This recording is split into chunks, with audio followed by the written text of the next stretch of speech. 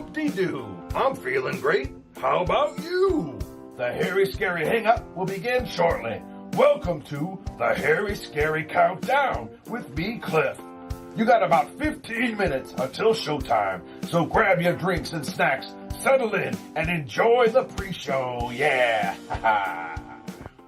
Maybe that's too strong, but you don't get short ones any longer. You get a bite and a kick, then you pull in your mind to find an overseen pain. Some people side your fishing hook, it's in their hide, you're stuck inside by the beautiful sea.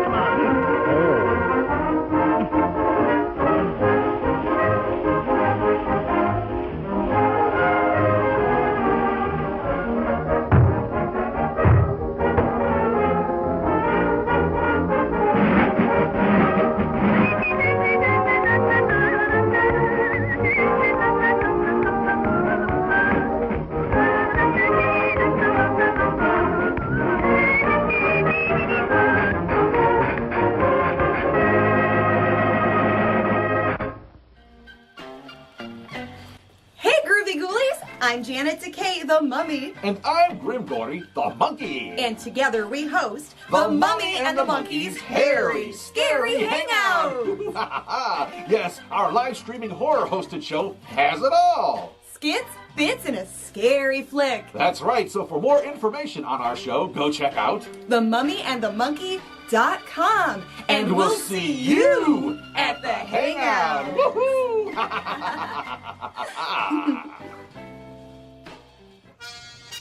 What? You're back? What's wrong with you? Just kidding. Well, we got a little bit more to go here on the countdown, so let's just get to it. What do you say? Yeah!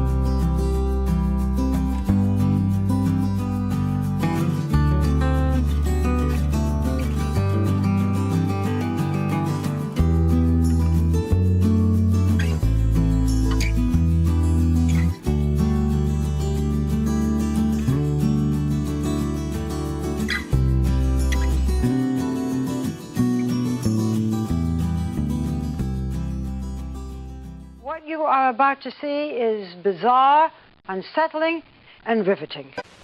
Sparkling soft drinks. Ain't nothing like a good Mountain Dew. Hey! Hey! Steaming hot coffee. Roses are red, and how do you do? Drink 4 of these, and woo woo woo woo. Steamed or grilled hot dogs. Oh my God! That is huge! Crispy hot fresh French fries. This is the best thing I have ever put in my mouth. How about a pizza? None better anywhere.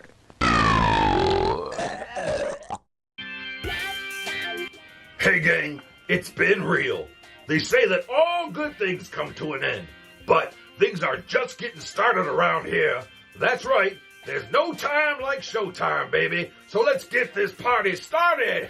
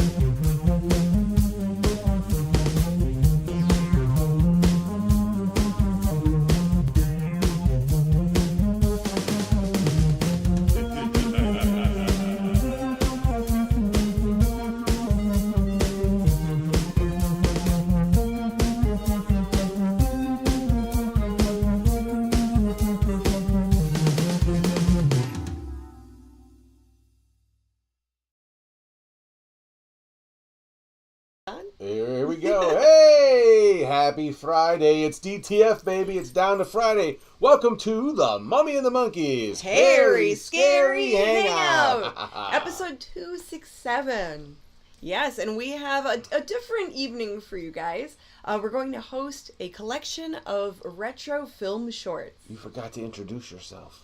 Oh, yes. And I'm Janet Takei, the Mummy. And I'm Grim Dory the Monkey. That's right. Just in case this is your first time watching and it's confusing to see who's the mummy, who's the monkey. You know, it could happen, you know. Mm-hmm. So anyway, yes, welcome to, as Janet said, episode 267.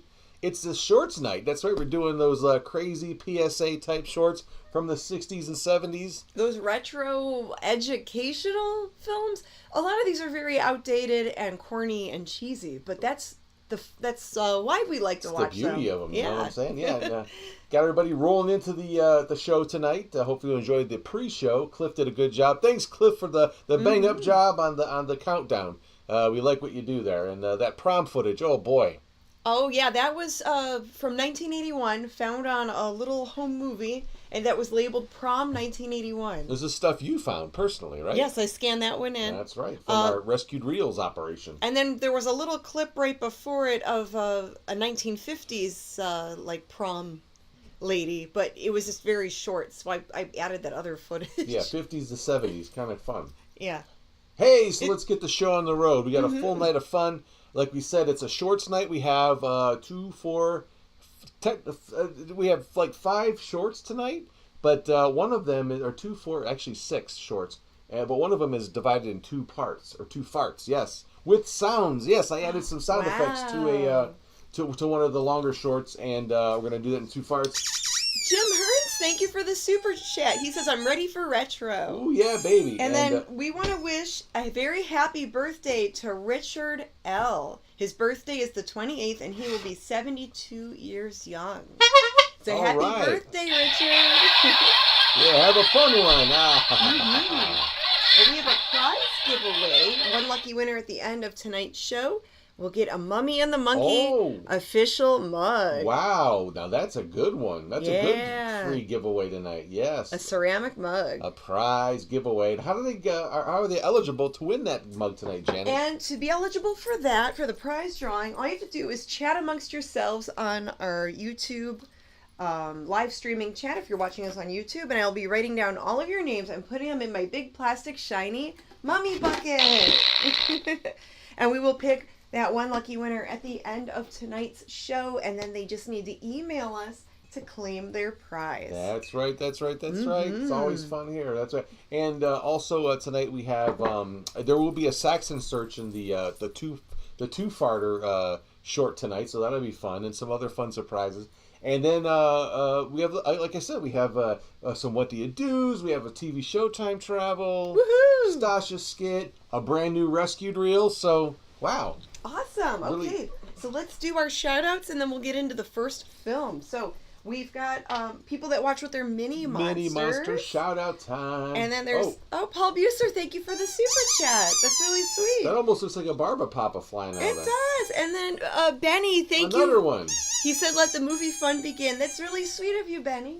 Okay, so we've got our Miss Putrid Petunia, the little zombie ghoul. And this is for the mini monsters. And I will use my Shogun Godzilla, who's missing his fist. Hey, if you got an extra fist out there for a Shogun Godzilla circa 1978 or whenever these came out, 77, send it to me. All right. There you go. Okay, and let's do the mini monster chant. All right, ready? And a 1 and a 7 and a 16. Mini monsters, rah, rah, rah. Mini monsters, here they are. Mini monsters Shout-outs shout-outs too. We've got Baby Joe, Lucy, Dimitri, Peanut, and Adam. Hey, Hello. ladies. And then Mia, a.k.a. Scoob. There's Charlotte, Taylor, and Mac. Hey, Hey, guys. kiddos. And then Gabriel, and Adeline, and Eva, and Mackenzie. Wow. And Isabella, and Carly, and Cassandra. Hey. And Violet, and Lil Kong. Hey-o. And Atticus, and Penny, and Hannah, and Dario. Wow. Oh, wow. Sienna, all the way in Germany. Germany. And Adrian, and Julius, and Morgan. Hey-o. And Willow, and Xander, and Araya. Hey, guys. Hi. And then Trayvon, and Noel. And then there's Emily. Okay. And then Garrett, and Jacob, and Kingsley, and Kenton, and Parker. Whoa. Oh, my.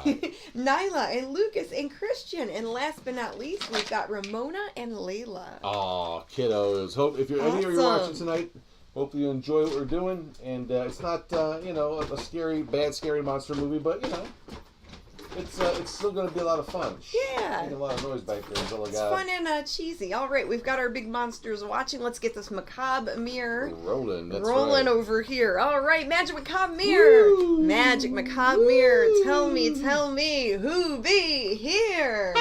I see Jenny and Sears and Neil. I see Connie and Jarna Arve over there. Rich and Arcos and Marty and Ricky Bobby Sonia and Ty and Phyllis.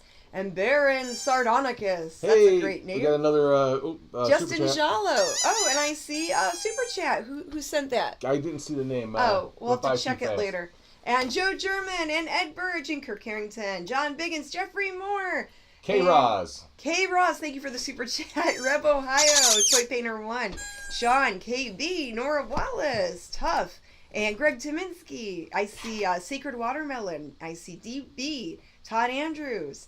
And let's see, JB, Time Lord Boy. Who else? Woohoo! And Mark Allen and Benny's here. And Hey, Grandpappy.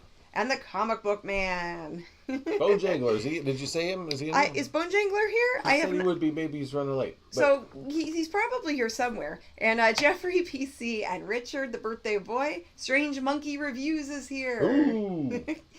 All right, awesome. Oh, and the butler did it. Hey, Ben. Careful with that mirror. Yes, I'm going to set it. Wait. Oh, no. That's 7 years good luck, I think, for breaking that one. I think it needs some Visine. We'll fix it right out. Ouch, yeah.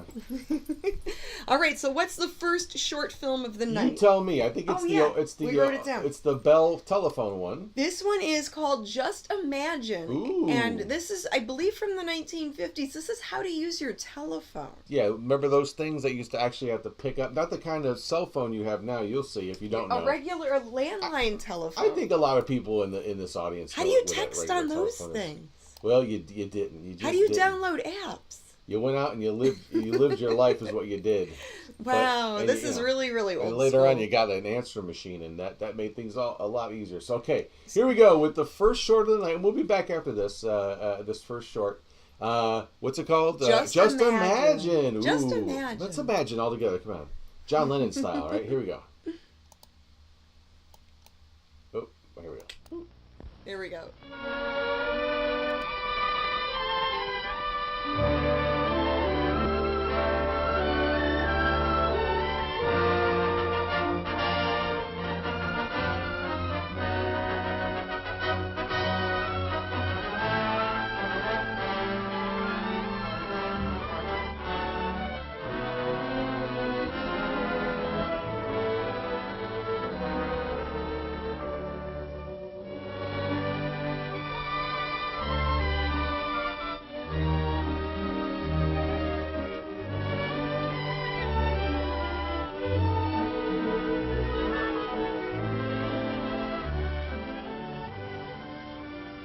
Tells the story, all right.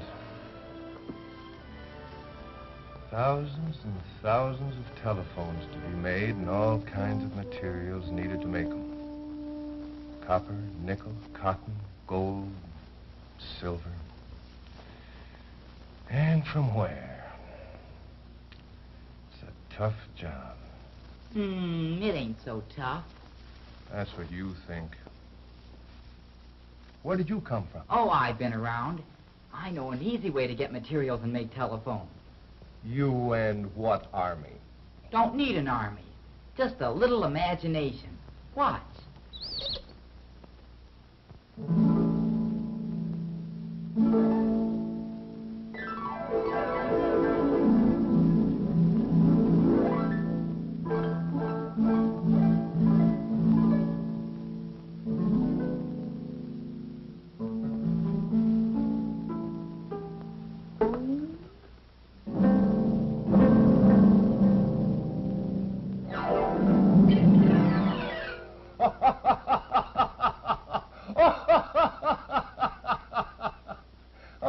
Well, what's so funny? I got what I went after, didn't I? See? Here's copper, nickel, wax, lead, cotton, and all the others that you need. Well, that certainly does require imagination. But how on earth are you going to make 433 telephone parts from those paper labels? Still skeptical, eh? Okay, mister, help me clear the deck for action, and I'll show you. Silly idea. But maybe I'd better humor this little fella. No telling what he'll do next. I'll show him.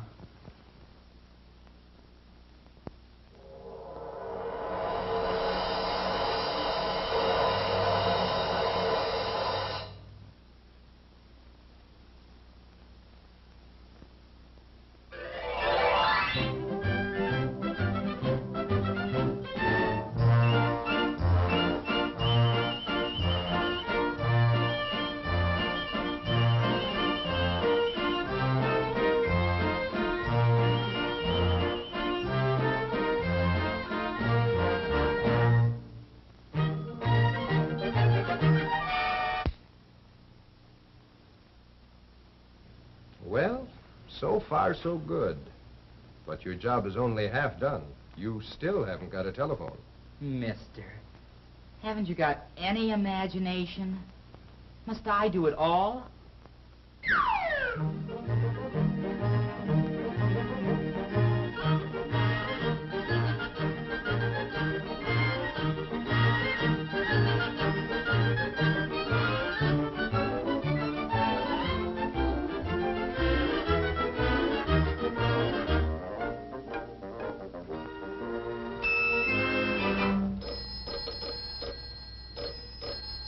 Yoo-hoo! Take over, Ringer. It's your move.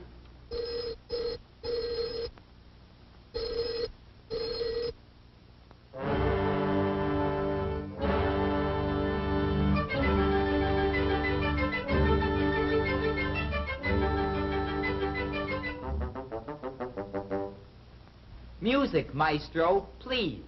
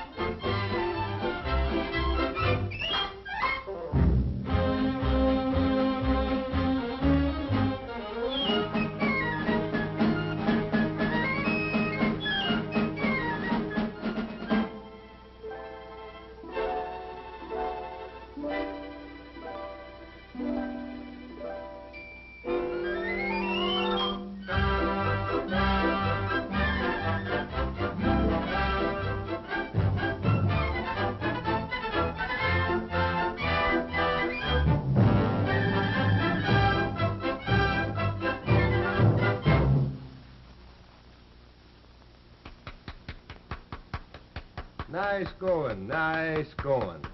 But, what about the chords? The chords? Oh, yeah, the chords. Hey, Ringer, how about the chords?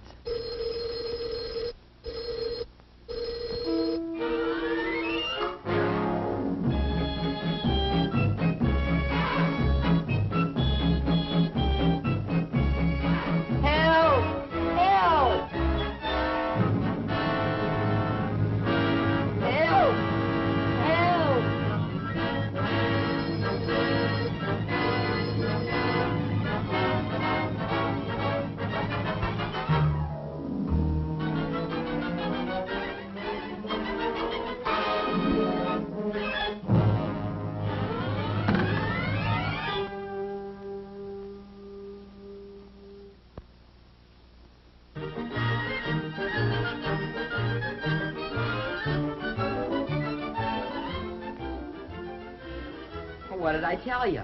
It ain't so tough. Yes, but your way of doing it won't help us. Imagine making telephones out of paper labels. Why, that's movie stuff. You're not fooling, boss. That's the only place it is easy. In the movie.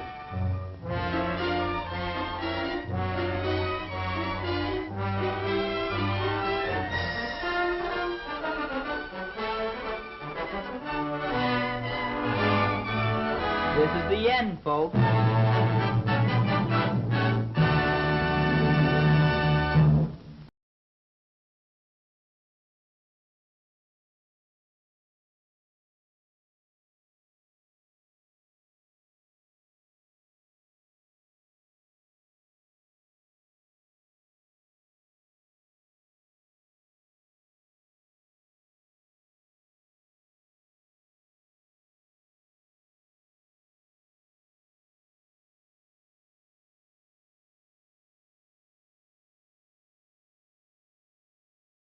Sorry about that. I swear I hit that thing. All right, doesn't matter. Rewind.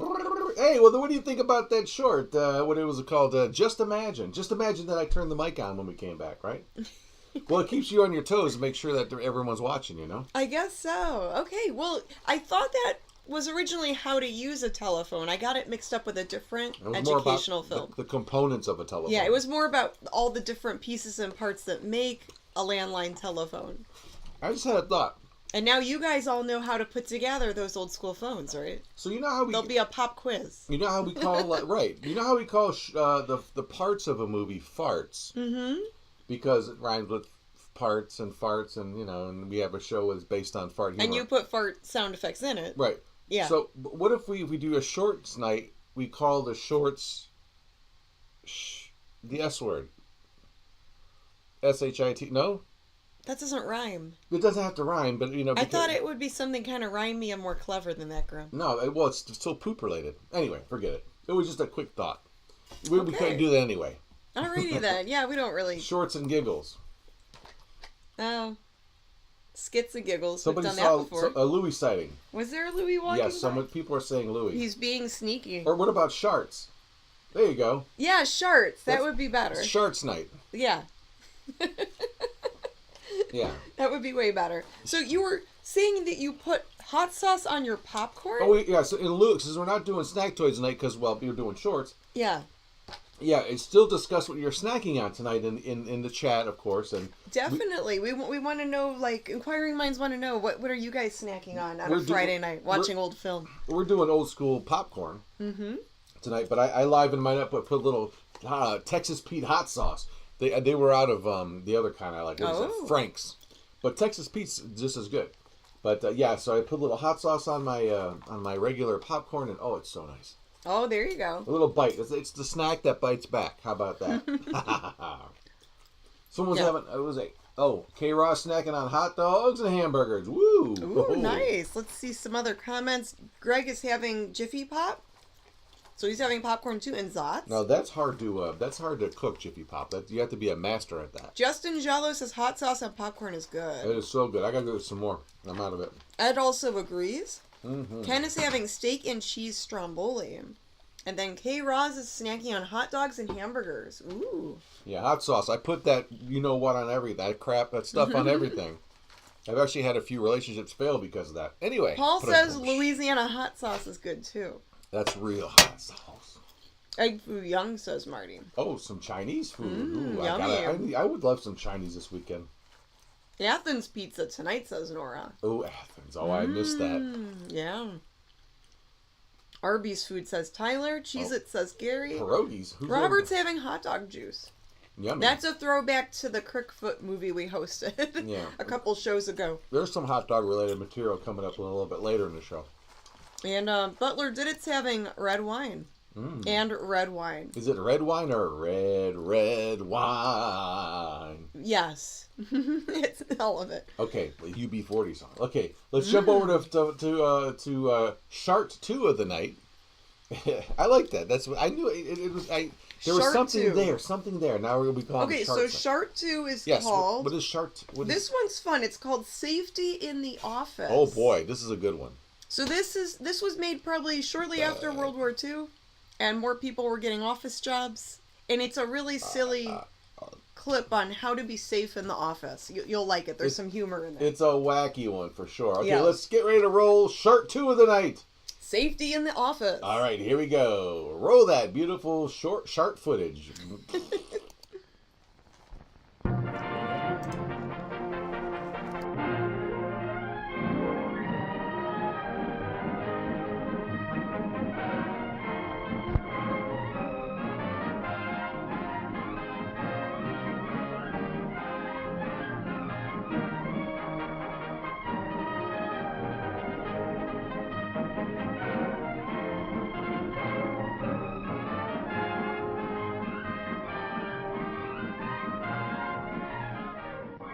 This familiar scene is any weekday morning.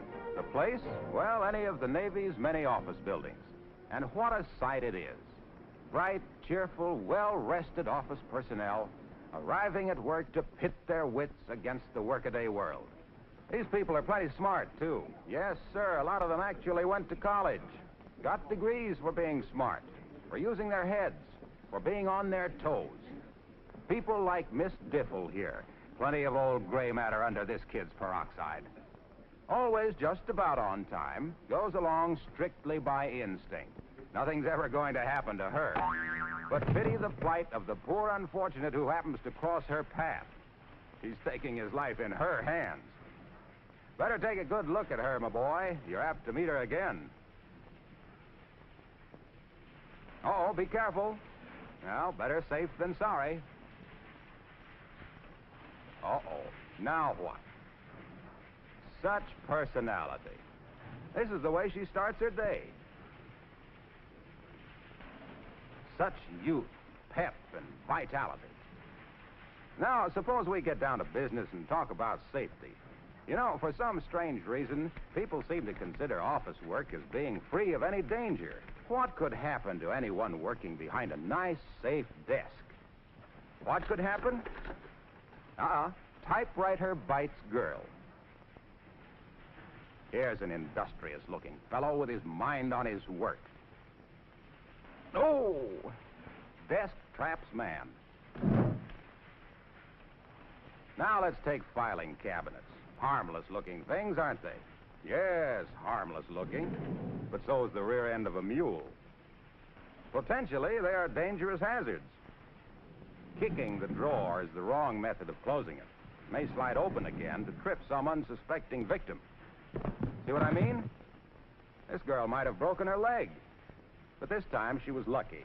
Just a skinned shin. Of course, the real tragedy is that was her last pair of good stockings. Here are some suggestions about filing cabinets. Open only one drawer at a time. Unless you enjoy smashing your fingers, never grasp the file around the bottom, side, or top. See what I mean? Close it properly, then make sure it's locked. Now, you may be an architect, but don't build on top of a filing cabinet. Why? Oh, we'll show you why. You remember Miss Diffle. She's going to get that drawer open or else. Now, just a minute, Miss Diffle. Why go through those unladylike gyrations? Here cometh young Lochinvar to solveth all your problems. Now, watch his technique. That's right. Brace the feet, address the handles, pull hard. Well, that's one way. You might also remember that if the heavily loaded drawers had been at the bottom of the file, this would not have happened. Now we come to office machines. There's a decided tendency on the part of office workers to overlook the fact that mechanical hazards do exist. For example, the purpose of the paper cutter is to cut paper, not your fingers. Oh, now, why cut off the end of that lovely digit? Especially the one you point with. Thank you, sir. And, Dora, when working the paper punch, Remember, it was invented for paper, not fingers. Machines in motion are always dangerous. Keep your fingers clear. You should have stopped the machine before making the adjustment. But now that you've injured yourself, don't be a victim of homemade first aid methods. Go to the dispensary immediately. It will save you from dangers of infection, not to mention the loss of time and money. And now we come to desks. You know, a desk can be the safest place in the world. Of course, one should be a good housekeeper like this fellow. Loose pins and thumbtacks can prick your fingers unless kept where they belong. There's a place for everything, and everything should be in its place. Whoops! Of course, his place is in his chair, not on the floor. Very undignified. Yes, we'd be embarrassed, too. These things could very easily be avoided. Get acquainted with your chair, know its limits, and observe them. Uh-oh, what's this? I hope he remembers that chair. He didn't. You'll find all along the line that accidents usually result from thoughtlessness. If you have to reach for high objects by standing on boxes or ladders, always brace yourself with your hands. Now, don't be indignant. What would have happened if he hadn't been there? Now, here's careless Cliffy. No. That's not the place for a burning cigarette on the edge of a desk. You see why? Should be getting warm about now. Hope you'll make it. What's this? Uh-oh. Don't go barging into dark closets. Your friends will never believe your story. Here's a little lady busy as a bee. What's wrong with this picture? Just wait and see. She left a book on the windowsill. Look out below. Don't put anything on windowsills. Ah, she missed this time. Thank heaven. Here we have Joe, the fix-all guy. Defective electric cords, plugs, or switches are shock hazards. Never attempt to repair them yourself. Always call a maintenance man. Now, this is asking for rupture or strain. There's a right and a wrong way to do everything. Learn to lift properly. Keep the back straight. Lift with the arm and leg muscles. Don't put the strain on your back. Well, here's Miss Diffle again, up to her usual tricks. Now, that's pretty. Someone's going to trip over that telephone cord and take a nasty fall. And here he comes, Lochinvar, our human guinea pig. Hey, you weren't supposed to see that. No, you don't, Lockie. You're supposed to trip over that wire. Oh, gee whiz, I'm all black and blue already. Do I have to? I'm afraid you're it, Lockie. Now be a good fellow and give us a nice fall. Well, all right. Sorry you have to take a beating like this, Lockie, but maybe we can save hundreds of others by observing the danger lurking in telephone cords.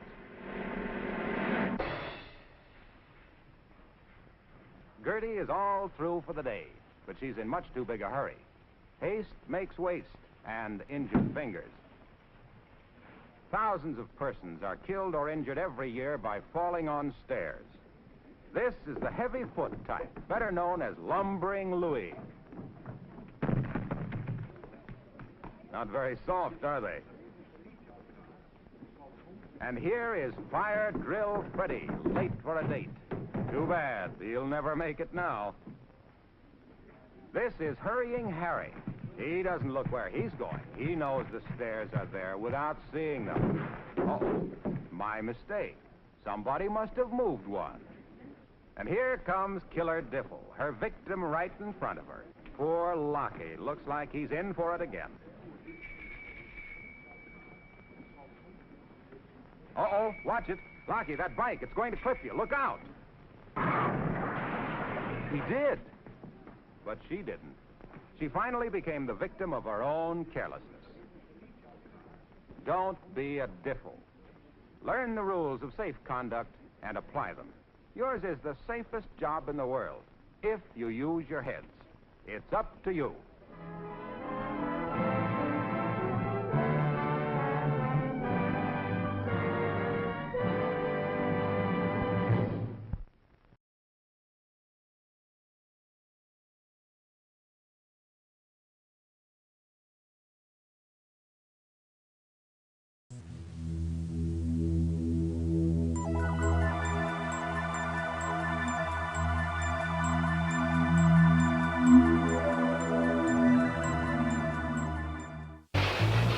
What was that? Take a guess, sounds like Marvin made a mess. Uh-oh, Marvin.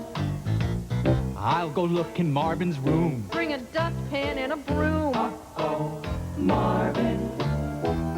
Doesn't matter what you've done, we still love you. You're our one and only favorite boy. he's Marvin, our bundle of joy. Into everyone's life, a little food must fall. No problem. Oops. No problem.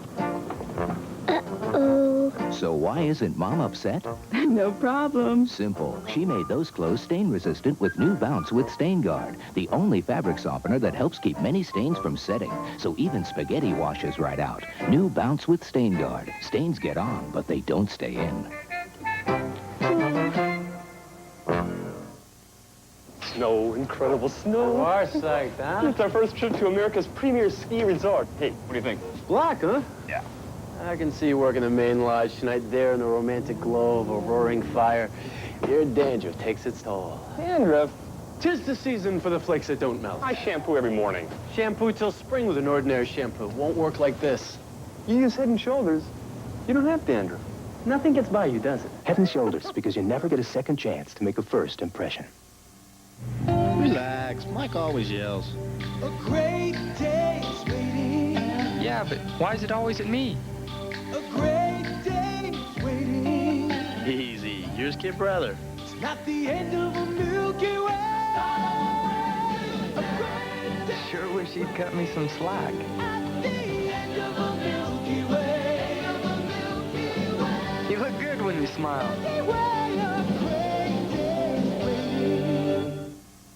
I think I want to be a lawyer, or maybe a fashion designer. Great, I'll be your model. Okay. I just want to get married. Yeah, right. I want to be a dancer.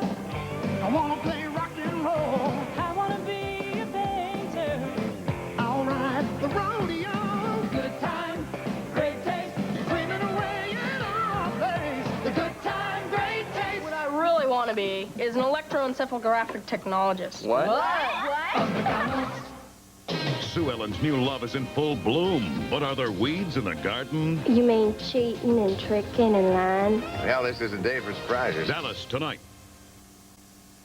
Garfield and friends. He's the coolest. He's the best. It's gonna be big fun. I'm safe. When Saturday rocks on CBS.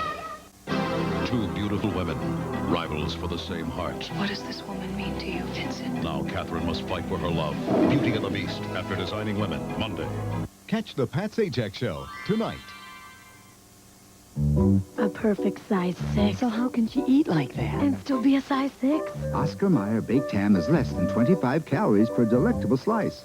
Someone here already knew that. So go ahead. Less than 25 calories a slice. She looks great. And that outfit wouldn't lie. If she eats one more thing, I'll scream. Oscar Mayer oven roasted turkey is just 25 calories per luscious slice. Someone here already knows that. So go ahead. Just 25 calories a slice. It's intermission, have a snack, relax. Oh, boy! When you get into the kitchen, don't just grab any snack. Oh, sir. Find the box with the tiger's face. For yourself, Kellogg's Frosted Flakes. It's the no cholesterol, no fat snack. Enjoy the great taste of Please hurry back. Hey, snackers, have you tried the amazing snack in a box? Kellogg's Frosted Flakes. Great taste. You can feel good about eating. Sweet and crunchy, for goodness sakes. Kellogg's Frosted Flakes. A good-for-you snack that's great. Don Rickles comes to Newhart. What's the matter? Think you got jock itch? Time to pay on deck. I really hate this part of the show. That's why we do it. Then mending a friend's broken heart. There's ventricles all over my linoleum. You're a terrific guy with a lot to offer. Catches Kate off guard. It's just you and me, babe. Monday.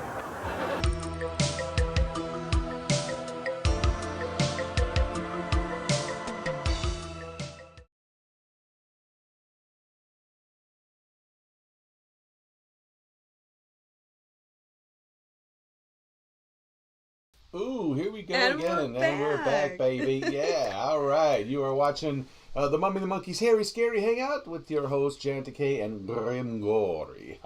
And we are about Sharts Night tonight. We're going to rename it then Sharts or Shorts. Instead of shorts, you could say shorts. Maybe. We're working on it. We're kind of playing with that tonight and doing a little bit more unorthodox flow of the show. So yeah. we played a couple shorts already, plus a rescued reels. Yes, a brand new rescued reels. Every week we have a new one. That was from a tape that I got somewhere from 1989. Wow, 1989. With a bunch of stuff on it. It even had some other like animated specials that night, but there were the commercials were edited out. But that one particular Marvin cartoon primetime special had the commercials in. So there you go. Cool. I like the Milky Way commercial. That was fun. Yes, Milky Way was funny. Great comments, by the way. Thanks everybody for commenting on these things and having fun with the rescued reel stuff and the material we're showing here in general. But you can I'll take a break a little bit, not really, but because these next two segments have Grim Gory sound effects in it. That's right. They've been jazzed up. A Saxon search and some other fun visual surprises. This next short film is split into two parts. Nora Wallace, thanks for the super chat. Thank you, Nora Wallace, for the super chat. That's really sweet. Two sharts. Two sharts. Okay. Two farts. This one is called Janet and the Genie. Oh. Janet and the Genie. Yeah, but a different Janet. Yes. 1950s or 60s so Janet. Technically, if we're using our mummy monkey lingo, it's this shart is in two farts. Yes. And is John Saxon in one of these? Yes, there is a Saxon search. And does Ladder show up? Well, you have to watch and find out. Okay. Yeah, that's the whole thing. But I threw in every, I did the normal thing I would do with the movie. Usually when we show movies on our show, if you're not familiar with it, on our program, I usually, especially if it's not an independent movie, unless it's independent, we usually don't do that. But when we show B movies, I'll throw some sound effects in it to pay homage to the Ghoul and some other horror hosts out there from the past that have done that. And it helps spice the show up, a little movie up that you've seen a billion times before, or hopefully it does. And so to get that feeling in a Sharts show, when we do these, I'd like to at least do one of these shorts with sound effects in it. So yeah. All right, you ready for fart? Have it fun, yeah. Fart one of this Shart, Janet and the Genie and the Genie. Yeah, fun thing. So it's going to be good. Let's see this movie. So are we ready to roll it? Yes, I think so. Okay, let's go. Here we go. Fart one. Bing.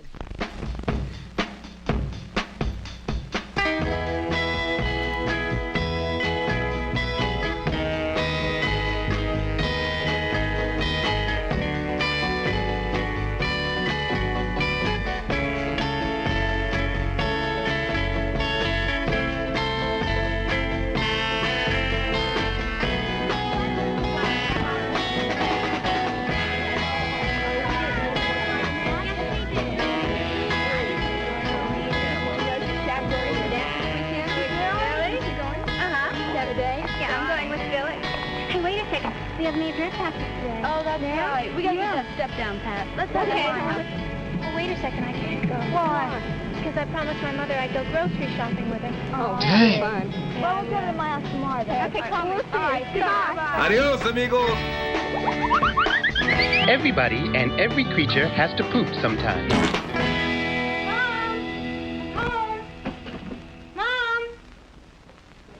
Mom?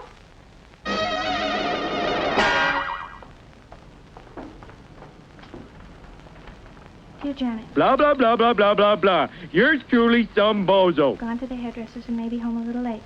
There is a grocery list and money near the phone. Cha-ching! Please go shopping yourself. Oh, no. She wants me to do the shopping. I'm the world's worst in a supermarket. I don't know grade A from grade B. Duh. She knows it. Oh, my gosh. What am I going to do?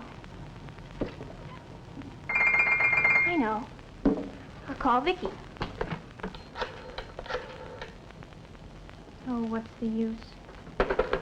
She doesn't know any more than I do. Oh, Jesus, move!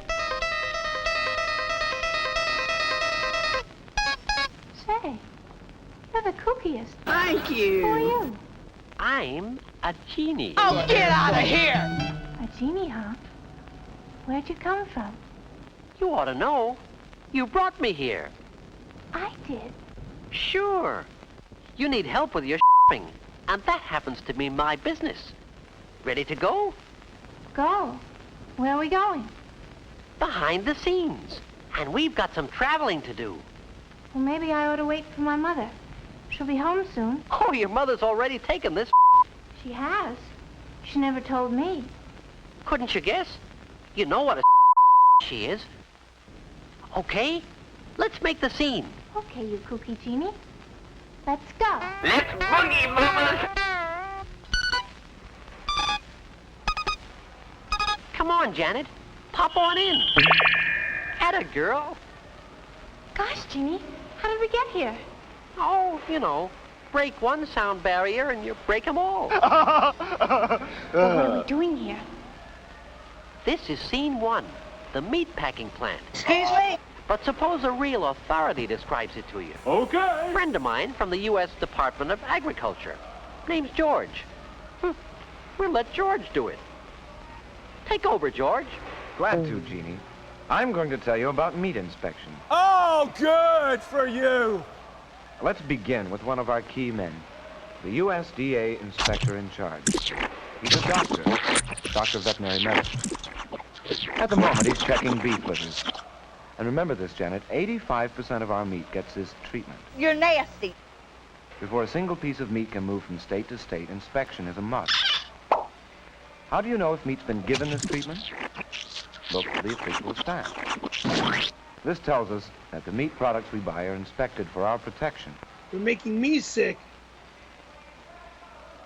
Once main cuts and edible parts are found to be wholesome, clean, and safe, they rate the official stamp of inspection. It's a big job, Janet. A challenge to the staff of inspectors who work under the man in charge.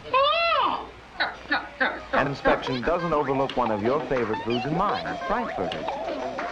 USDA sees that every machine is scrupulously clean. We also okay design, construction, a whole bit.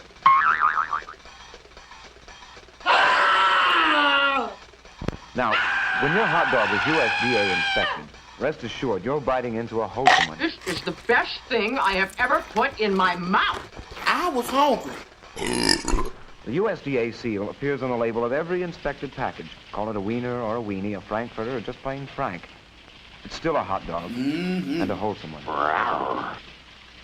And that goes for all federally inspected processed meat products. Oh, is that a fact? Before meat can leave the packing plant, it must be safe, yes. But meeting federal inspection requirements doesn't mean a tender steak. No, Janet, that's another matter. Meat quality. And it has its own USDA guide. Really? Quality is judged by a USDA meat grader, an expert in meat. Confuse me? While two carcasses may look pretty much the same to us, a meat grader sees a world of difference. He rates each carcass against the federal quality requirements for each grade. USDA Prime, Choice, Good, and Standard. One important quality factor is age. Another, marbling, little specks of fat within the lean. You confusing me. USDA Good beef has little marbling. It's not as flavorful and juicy as higher grades, but cooked properly, it's good eating. Now this is the top grade. Excellent! USDA Prime.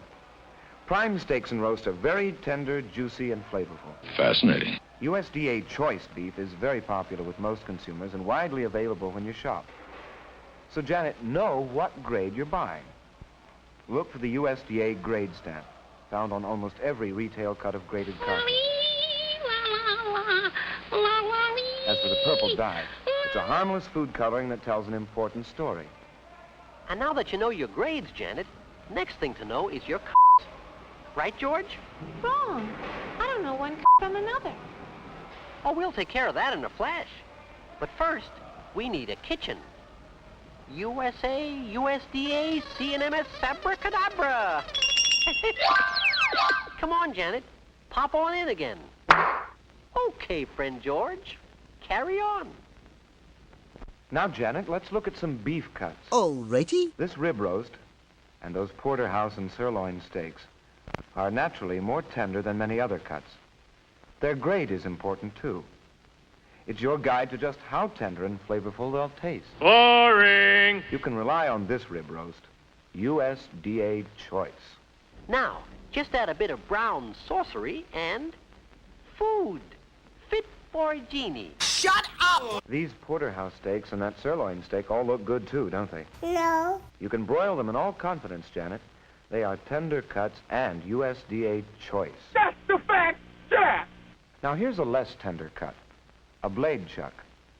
It's been graded USDA good and makes good eating when cooked properly. Oh, really? The trick? Moist heat, like pot roasting, makes less tender cuts and lower grade meat tender and good to the taste. So when you buy beef and cook it, remember two things, cut and grade. Okay. Veal and lamb are graded much the same way.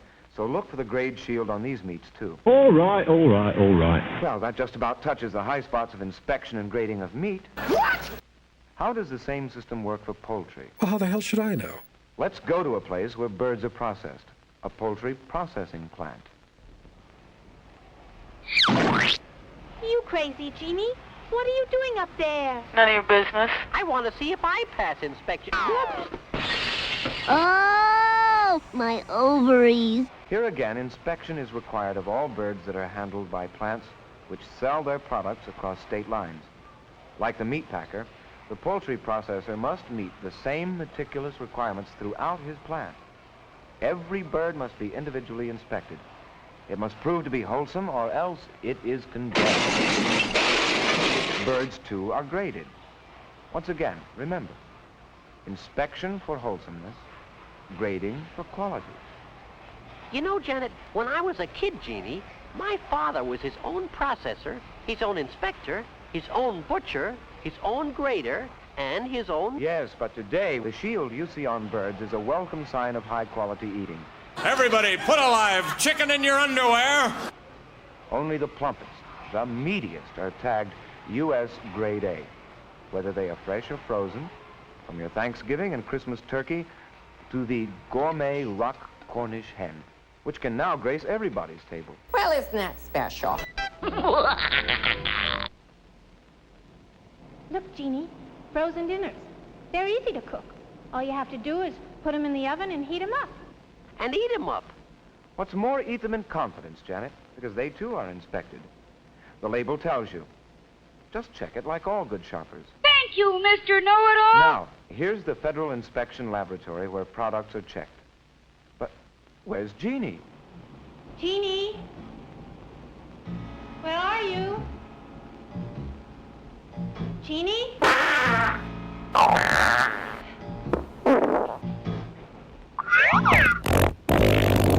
What are you doing in there? Come out of there, Genie. Oh, gee, Janet, I'm trying to play it real cool. You blockhead!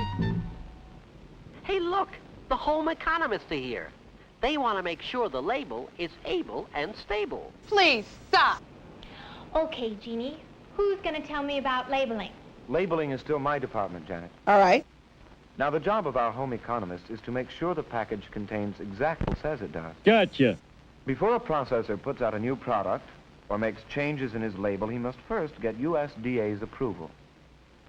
The home economists help check out the product to make sure that the package will contain exactly what the label claims it does. What's printed on the outside must be the true story of what's inside. Oh, really? Take your frozen dinner. It must meet strict USDA requirements, such as the right amount of meat.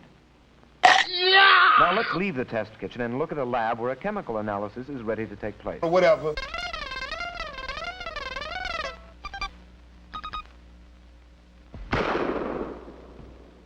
Say, what's so funny? How do you always manage to get into these situations? occupational hazard. My father used to warn me, never be a genie. Don't ever be a genie, Janet. Do you mean there can be girl genies? Do you have a genie girlfriend? Come on, tell me. Well, she has light brown hair and, well, you know the rest.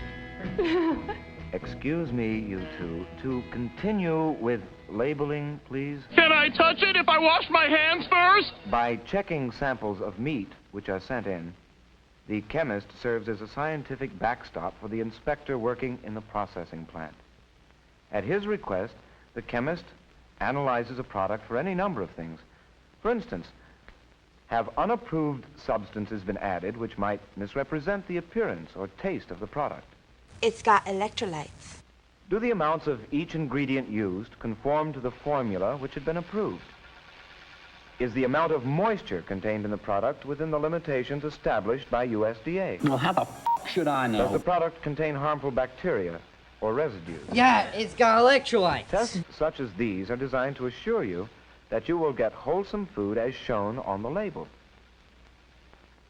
The label design itself must also meet USDA requirements. It must show the common name of the product along with the name and address of the packer or distributor. Yeah, okay. The inspection stamp must be clearly displayed. Net weight must be shown. Ingredients listed by the accepted name of the item. And Janet, here's a hint that will help you know exactly what it is you're buying. The item weighing the most must be listed first, and so on down the line to the item of the lightest weight. Since brown gravy is here listed first, the product contains more gravy than sliced beef. And to be called chili con carne with beans, ingredients must contain at least 25% meat. I don't want Wendy's chili! In Spanish, Janet, carne means meat. I know speak English. Okay. Suppose the label is approved. How do we know the processor won't break the rules? The USDA inspector is your insurance and mine, but rules are not broken. No baloney. I thank you. The shopper knows what she's buying because it's all there on the label. Say, we'd make a great team. Yes, I can see it now. Janet and the Genie. I was thinking of Genie and Janet. Oh, no. I like Janet and the Genie better. Oh, I don't care. Funny, though, a lot of these women are so needy. Just as long as we're together. Ooh, he likes girls.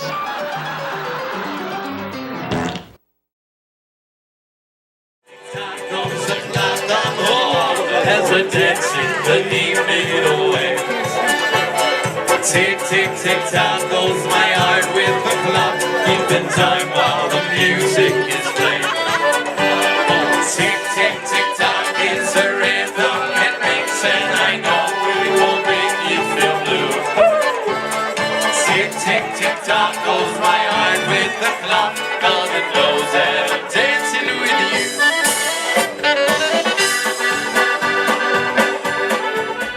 Hey, Nostrovia, everybody. Welcome. It's Stasha and Yashu here at the Dingus Day Festival here down in Gordon Square in Cleveland, Ohio. Yeah. Having a good time, ain't we, Stasha? Yeah? Oh, yeah. Don't worry, there's more of these where they came from. Don't worry about that. So we're going to check out the sights and sounds down here. And hey, we're going to have a good time and hope you do too. Come on, let's go.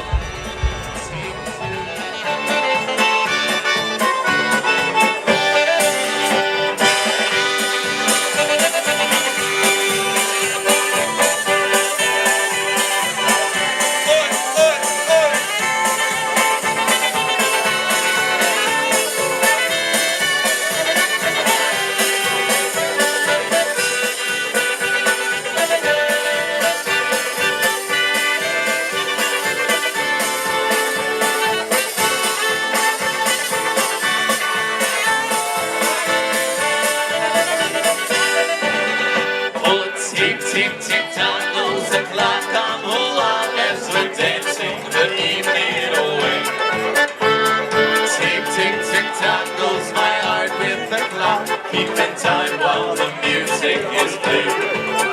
Oh, tick, tick, tick, tock is a rhythm it makes, and I know it won't make you feel blue. Tick, tick, tick, tock goes my heart with the clock, 'cause it knows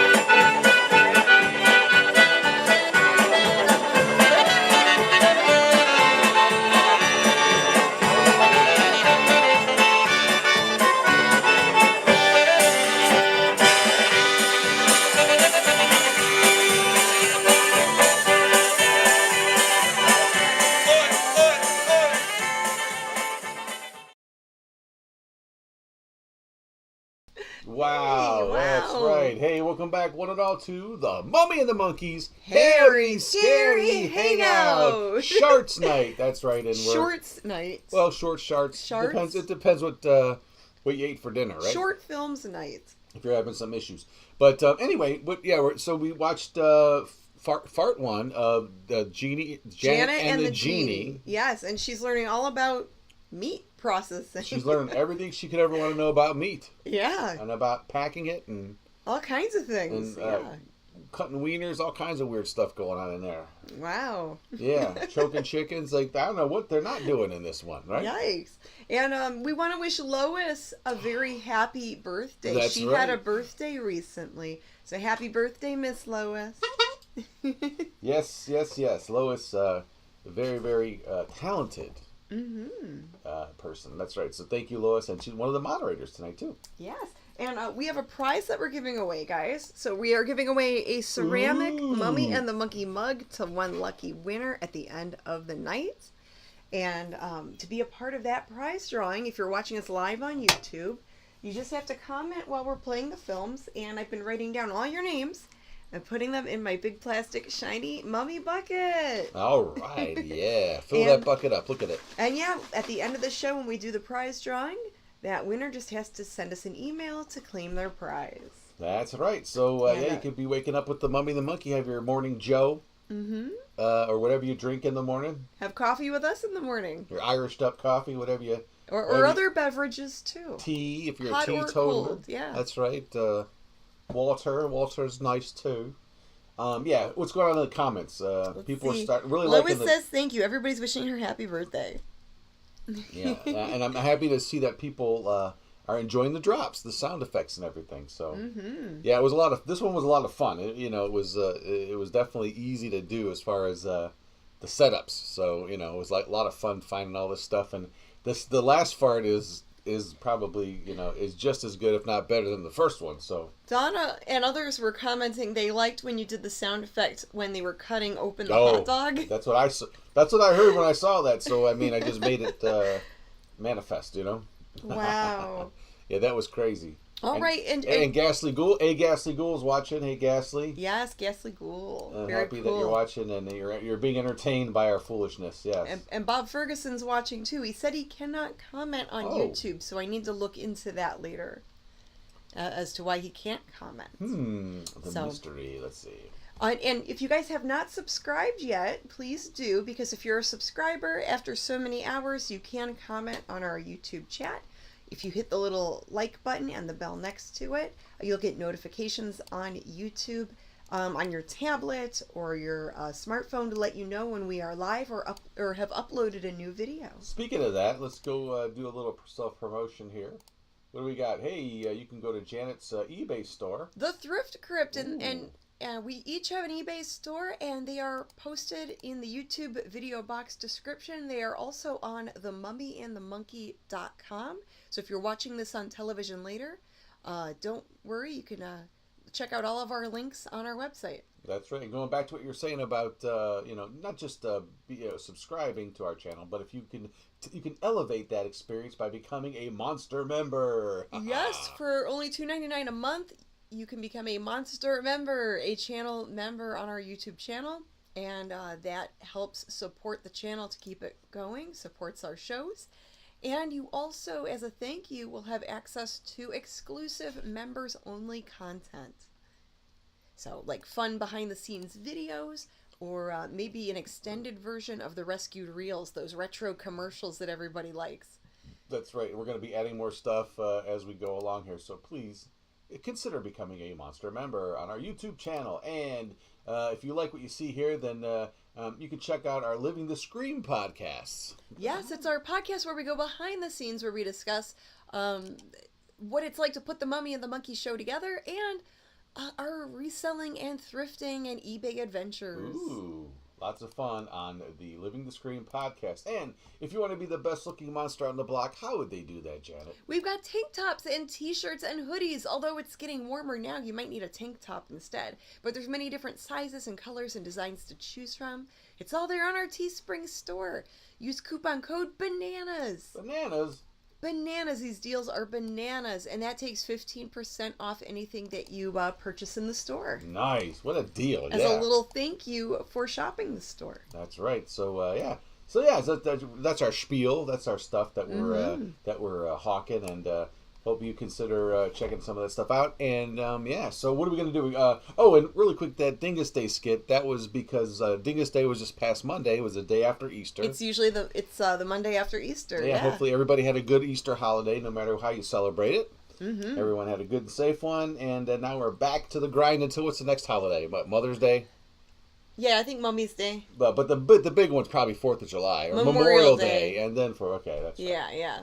All the summer holidays. Makes the years go by so fast, so fast. All right. All right. So we've got the rest of Janet and the Genie to watch. Yeah, that would be movie 4. Here we go. Okay, yeah, here we go with the conclusion of Janet and the Genie. What's going to happen? Let's find out. By the way, Janet, do you like Yep. And I suppose George is going to tell me all about them? Well, I was kind of thinking of Charlie. Okay, Genie. Who's Charlie? Friend of mine. Friend of mine from USDA. Knows all about it. Yes, Genie. I know. Name's Charlie Adams. He really knows his apples. Hi, Janet. Did you know there are more than 300 U.S. grade standards for all kinds of fruits and vegetables? No! Here's a USDA specialist at work grading apples, Janet. He checks to see if the label is accurate. English? Who needs that? I'm never going to England.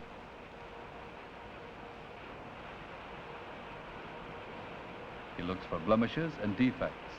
Only a minimum are allowed if fruit is to be called fancy. No, that's the first time I heard that. He then checks for size. To arrive at an accurate grade, he samples just enough.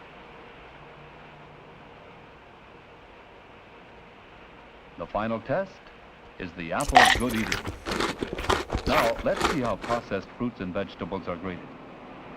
This plant is operating under USDA Continuous Inspection Service, which means it must meet strict requirements of cleanliness and have proper equipment to do an expert processing job. Incoming raw produce is checked for quality.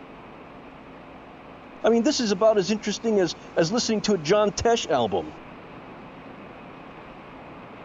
The entire operation falls under the supervision of a USDA grader. And when the final product measures up to the USDA standard, it may then wear the US Grade A shield. Any second, you're going to see something pretty saucy. There it is. Peanut butter.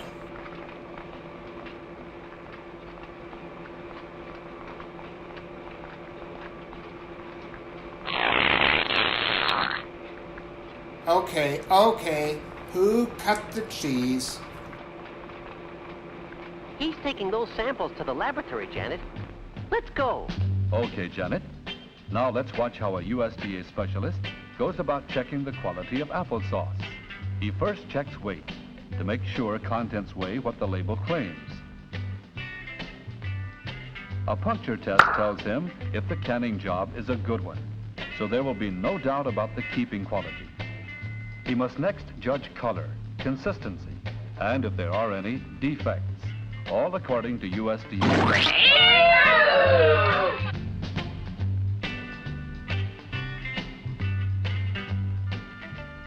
The taste test is mighty important too, and the grader also uses scientific equipment to measure sweetness. Hijo de la chingada! Is that a joint, man?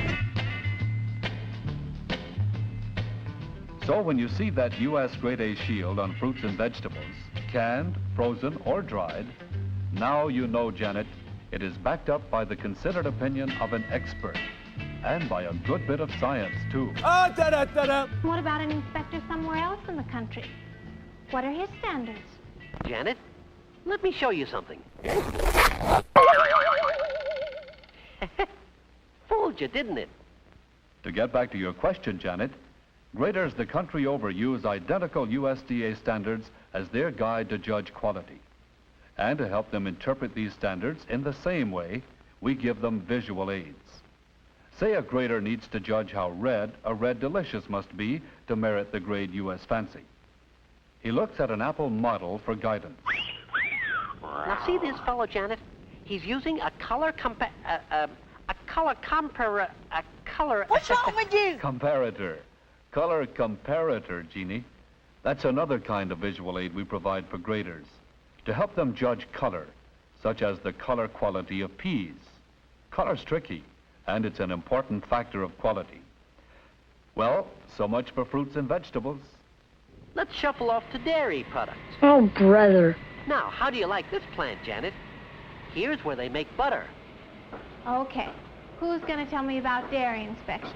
George or Charlie? Sam. Sam? Sam Hill. Hey, Sam Hill, what's going on around here? Grade AA butter, that's what, Genie. The butter grader relies heavily upon his senses. Smell it! Before he can assign the U.S. grade AA, the aroma must be pleasing, the texture fine. Here again, a sample is compared against a visual aid. Looks good, doesn't it? No. Yes, but how does it taste? That's the most important test of all. Then a final check. The grader is about to take these samples into the laboratory for a keeping test to make sure that butter carrying the USDA grade mark will retain its fine flavor and texture. Gross! Now, Janet, here's what you look for in the store, the grade shield. It tells you that your butter meets all requirements of official grade standards. And you can find the quality of butter you wish simply by looking for the appropriate grade mark. AA, made of high-quality sweet cream, has a pleasant aroma, sweet flavor, and creamy texture. Grade A is almost as good. Well, I like that!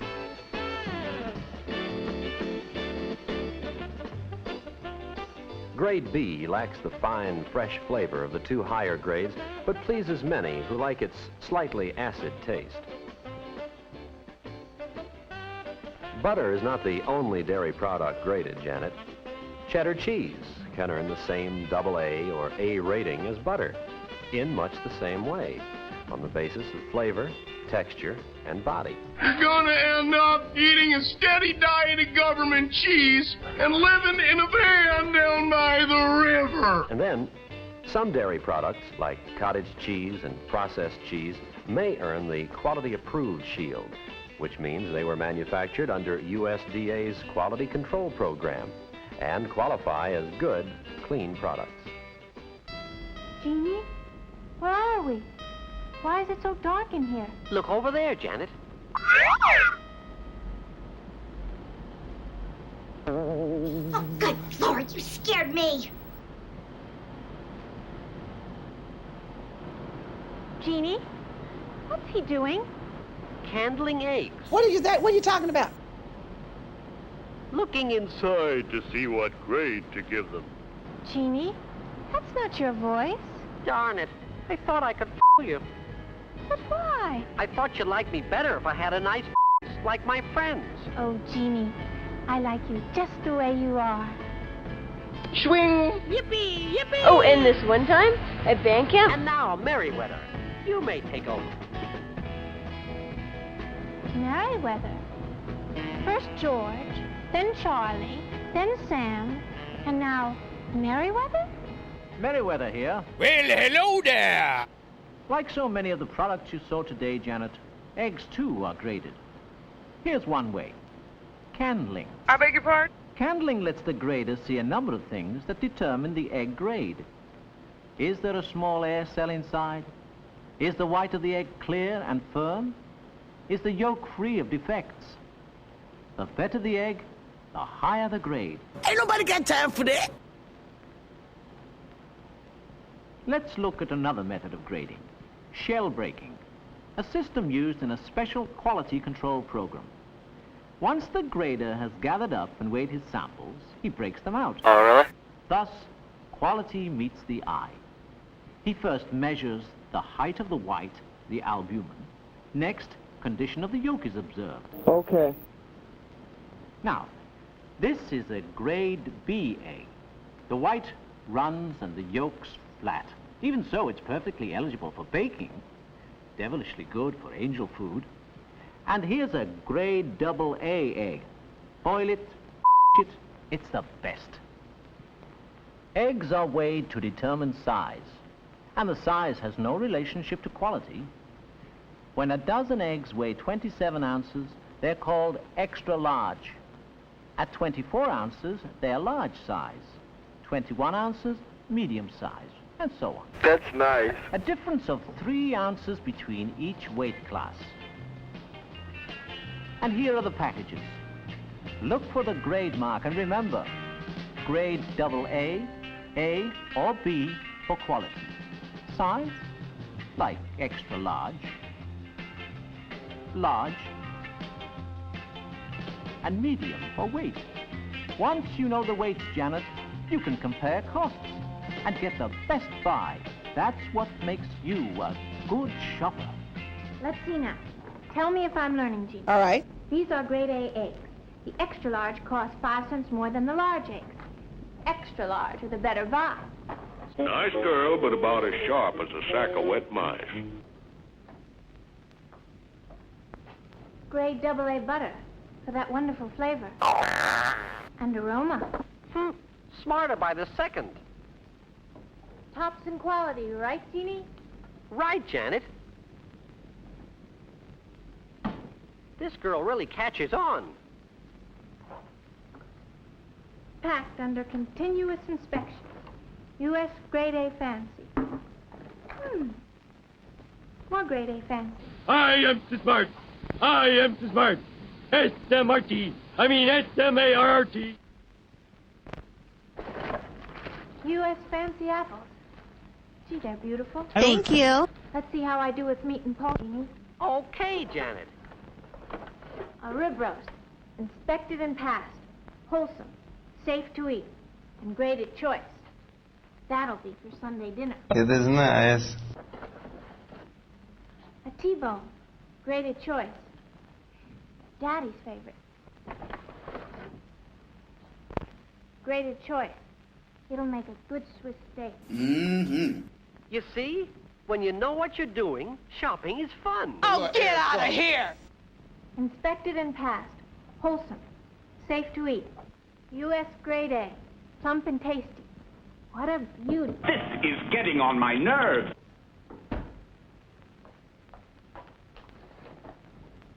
Look at the label. We can rely on its information, and it will look like this inside.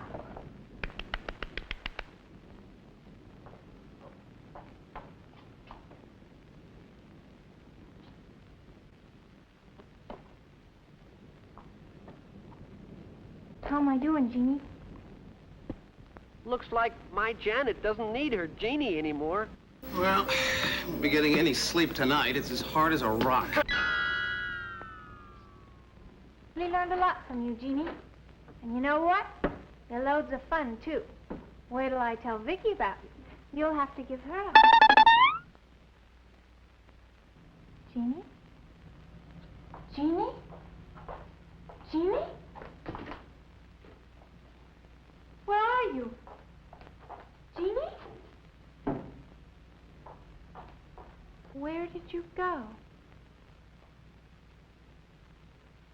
I know where you are.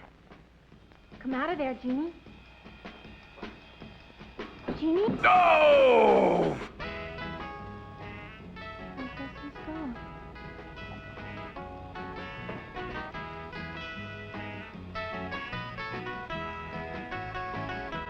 Hello, dear. Oh, hi, Mom. You know what I tried? What? Pristine. Pristine? Feminine hygiene spray. Oh, that's right. How do you like it? I like it. Lets you feel fresh, and it lasts all day. You're kidding. It really lasts all day? Sure. I use it every morning now. Pristine Spray Mist or Soft New Spray Powder. They both last all day. Is this a happy ending or a sad ending? It's an ending. That's enough.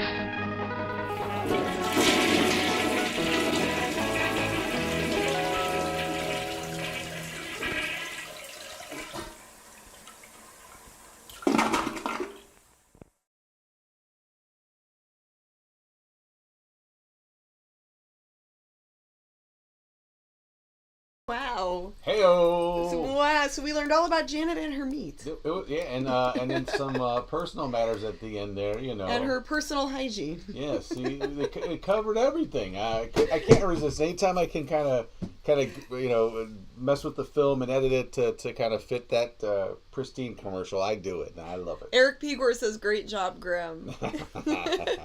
There's some clappy faces, some happy faces. And I totally dropped the ball during the butter. I could have used that Gary Busey butter sausage clip.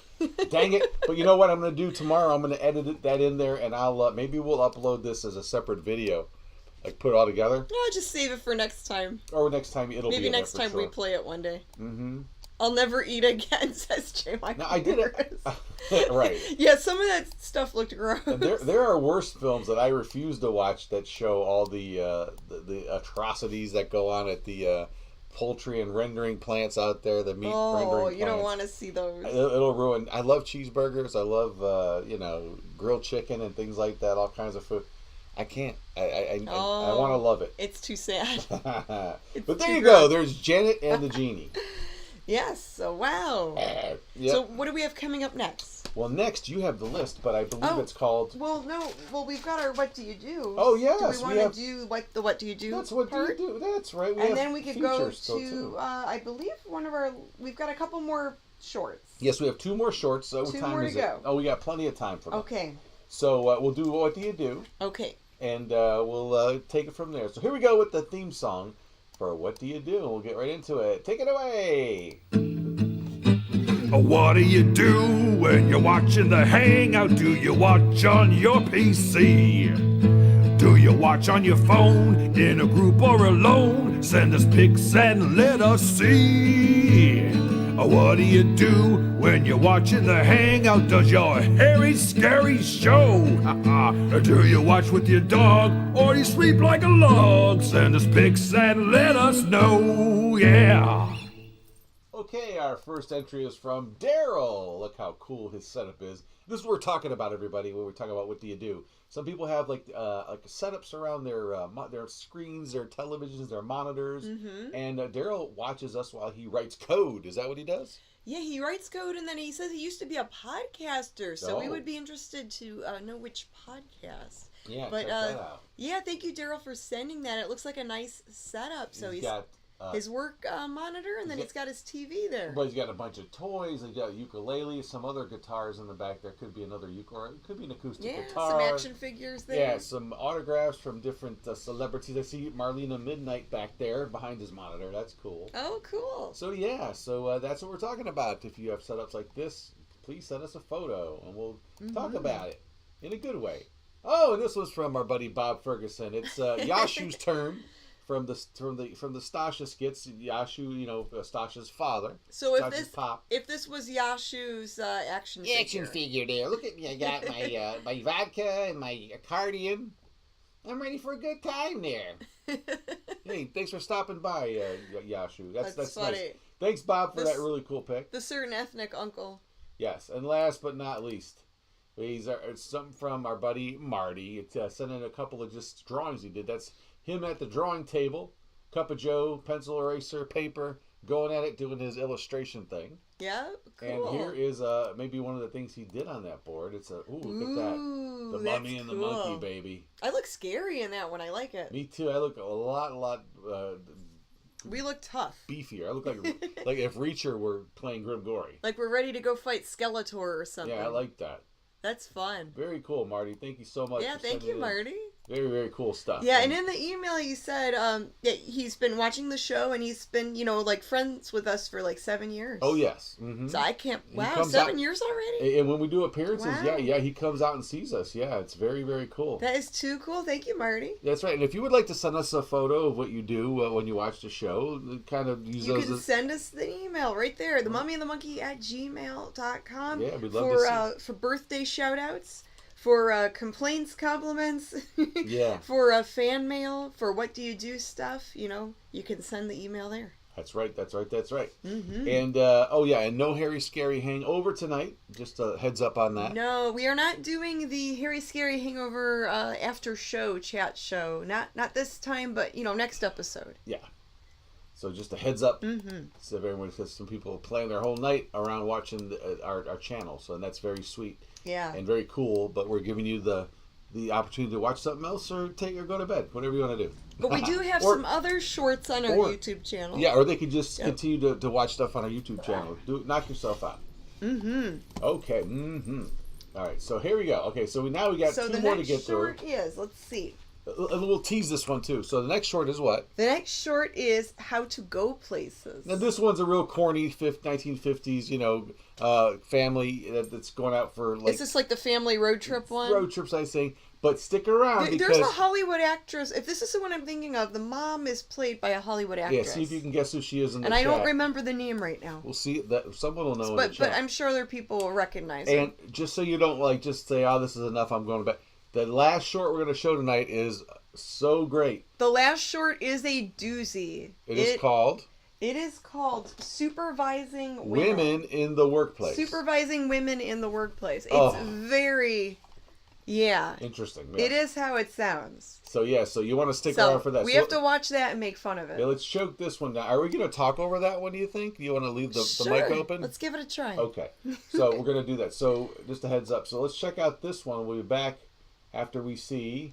what's it called? How to go places? How to go places. Let's learn how to go places. Because that's something I never learned how to do. And that has nothing to do with when you go into the bathroom, Or if you go places like career-wise. Oh, you're gonna you're gonna go somewhere, kid. Usually, I'm looking for places to go after 3 a.m. on a Friday night.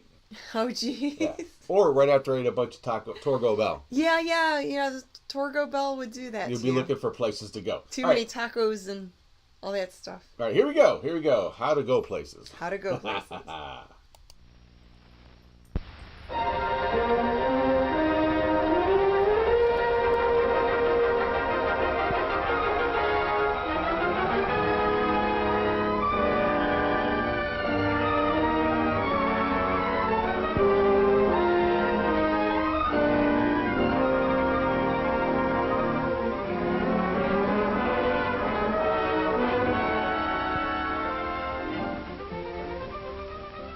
Know where the Lee Bonnell family of Hollywood is going? Vacation. That wonderful American institution of going new places and doing new things. The vacation baggage is all packed and the family car is in tip-top shape, all checked and ready to go places. The Bonnells consider themselves experts on how to go places in the family car.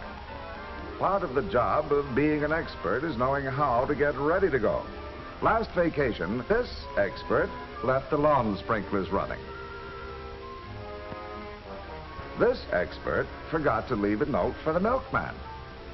So this year, the experts have a checklist. The checklist makes it easy to know what to take. Of course, it also makes it easy to know what not to take. With the family baggage all together, on display, anyone can do a good job of packing. A neat trick? When the things you'll want first are the last to be packed, they'll be easier to find. And here's a tip. One bag holding toilet articles, pajamas, and a change of light clothing for the entire family can save a lot of unpacking and repacking. Lee takes an expert's pride in keeping the passenger spaces clear and unobstructed. But even so, blocking that door on the traffic side is a good safety precaution if you're traveling with children. There's a small cushion or two for sleepyheads, and to help stretch distances between stops, a jug of water, some cookies, and dried fruit for between meal snacks without mess and bother.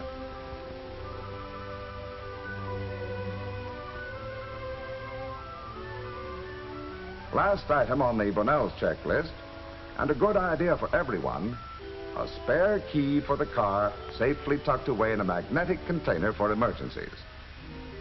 Yes, when it comes to getting ready to go, a real expert seems to think of everything. Philip, are you sure you snapped the lock on the front door when you closed it? Yes, sir, Dad. It's locked. Uh-oh, I just remembered something. My purse. Where is it? It's on the dining room table. Okay, give me the keys. I'll go get it. I hate to tell you this, but that's where all the house keys are, in my purse. Oh.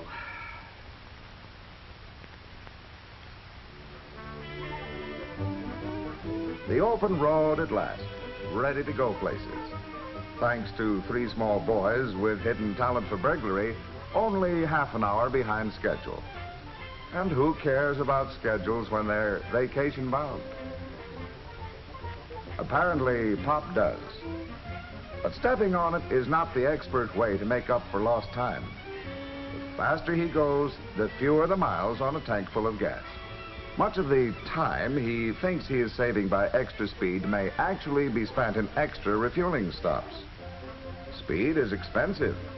For the average car, driving costs increase rapidly as driving speeds go up. So take it easy, Pop. That's right. You'll get there more economically, more safely, and probably just as soon if you drive at an efficient rate. Traveling at a steady, reasonable speed will let you cover more miles in a day, relaxed and comfortable. Experts make time by watching for ways to avoid business traffic in cities and towns. They plan their trips to avoid rush hour traffic at morning, noon, and evening in large cities on their route. Here's a time saver that works 2 ways. Whenever possible, combine all your requirements for service, such as gasoline, regular checks of oil, tires, and cooling system, in a single stop. Then you'll find you have plenty of time to get refreshment, exercise, and local information on highway conditions.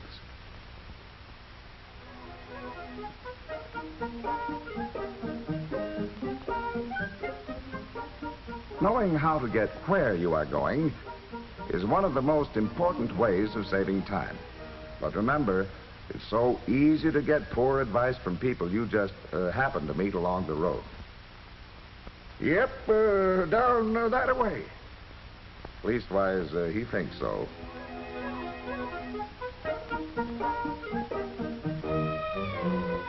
Hey, wait, t'other way, t'other way.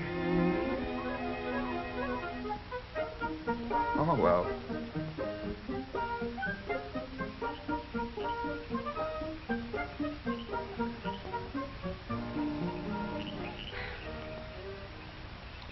I'm confused.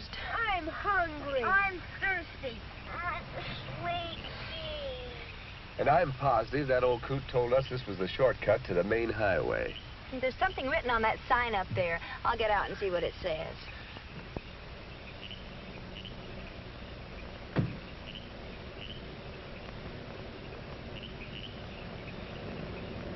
No matter where you think you are, you are lost. With a good map, highway navigation can be very simple. Next time you travel, try marking the route with 2 pencil lines enclosing the highway. The arrows call attention to important information.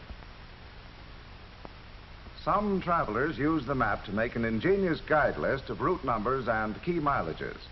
For a long trip, the list is broken into sections, each covering a map or a section of a map.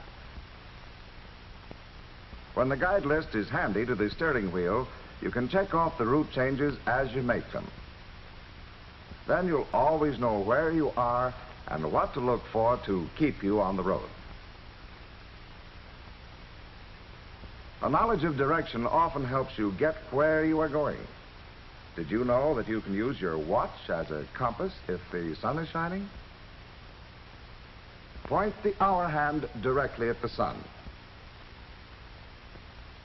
Midway between the hour hand and 12 o'clock is approximately south.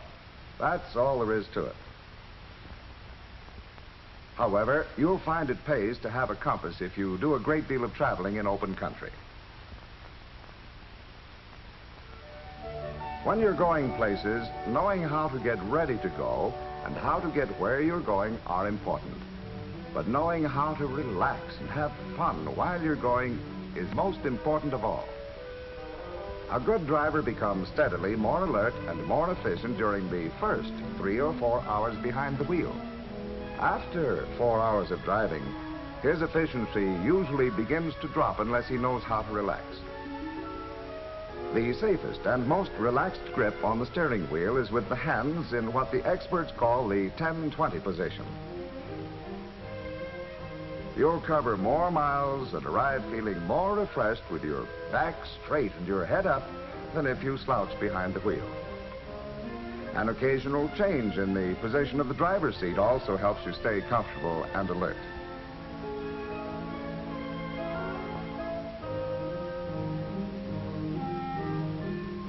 Cross-country travel can be a rewarding experience for the whole family, but there are times when young passengers need something besides scenery to keep them happy and occupied.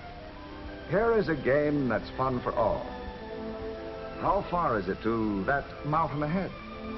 Each member of the family guesses, and the closest guess scores a point. Many familiar parlor games become more enjoyable because they're played in a parlor on wheels.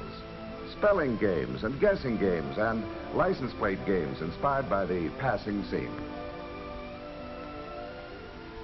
On any cross-country vacation trip, the real expert is the one who takes the time to discover America.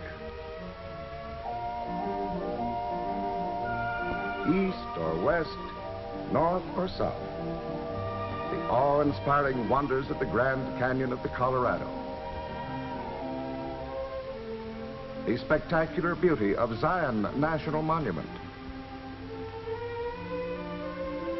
Mighty Niagara. The sparkling waters of the Atlantic. The historic Southland. All these and 1,000 more within your easy reach.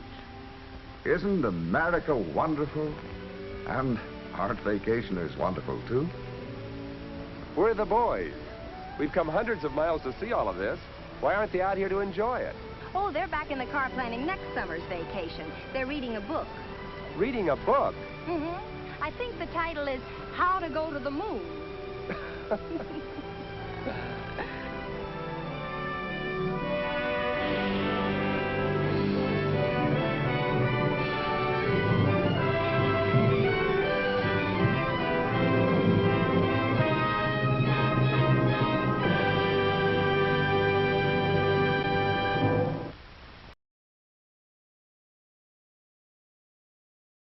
Well, there you go. Now you know how to go places if Now you didn't we know know. before, and how to have fun, and how to relax. And none of those kids had seatbelts. And they were all Wow. smoking. And there were no booster seats or anything. Oh no! Wow, no one had a seatbelt on. Yeah, we all, we're here. We our parents and grandparents got through it and had more people. I don't know. It's kind of crazy, right? Those cars were also a lot sturdier, I think. Well, but that Those glass wasn't safety glass. It was like really dangerous. That glass would be dangerous. Yeah. Yeah. Yikes. But anyway, so there you go. Safety, whatever that is. How to go places. How to go places. Yes. How to go on a road trip, I guess. Okay, we're going to try this last and final shart of the night, or short, however you want to say it. Okay. It is, what is it? Worshipping women in the workplace. No. Supervising women in the workplace. So this is very outdated and very misogynistic. Right, which is what is going to make it entertaining. And we're gonna, it's going to be entertaining because we can laugh at it. So. Yeah, and we're going to try our hand at doing a live riff over it. We haven't scripted anything. We're just going to... No, we have not. We're leave just... the mic open. We'll leave it open in case we think of something fun to say. So yeah, so the tricky thing with that is we're going to have to start our watch, because it's I don't know if can we do that? How are we going to do that? Because I can't play the video and hear it. Forget it. Oh, maybe not. Okay. No, we're not going to do that. Well, you guys can riff it in the comments. I don't think it needs it, actually. So it's pretty, yeah. It's going to be what it is, and I haven't watched this yet, so I'm really curious to see. Oh, it's pretty. Exactly what this is. I told you it's pretty bad. Yeah, can't wait. So here we go. All right. Supervising women in the workplace. Oh boy! And don't send us any letters. Send them to someone else. Here we go. Yeah, we didn't make this film. No. Get a time machine and send it to the people that made it. Here we go.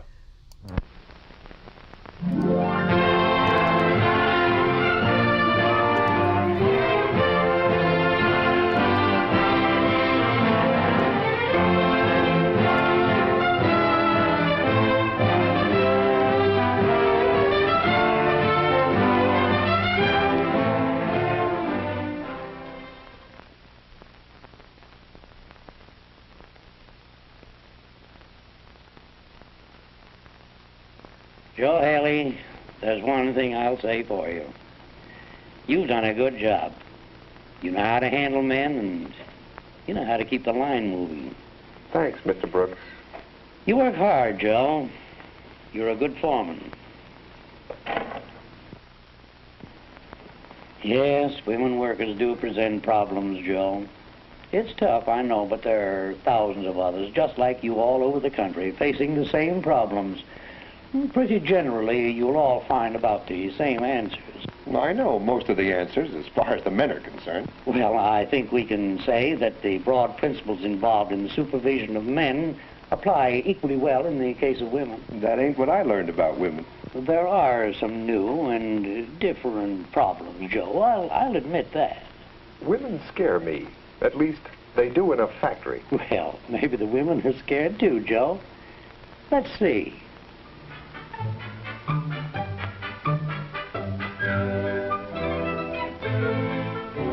Most of them are working on their first industrial jobs, Joe.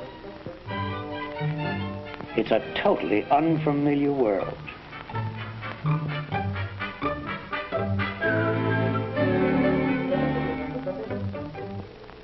You see, they're not naturally familiar with mechanical principles nor machines. Why, even the language applying to common processes and tools are new to them. It must sound like double talk to them. Now, if anybody wants a flam span, give with the double left-handed jerry wrench on account of it might subbobulate the orange crate with the torpid. On the other hand, if a span flam is wanted, that's single right-handed, providing the pressing puncture is adjusted to the conch front of 37 and 2/8. Is that clear? I know, Joe. It takes time to make them feel at home, but it can be done. You talk like a man who knows women. We'll see, Joe. We'll see. You know, women workers can be surprisingly good producers, and it helps a lot to get them off to a good start.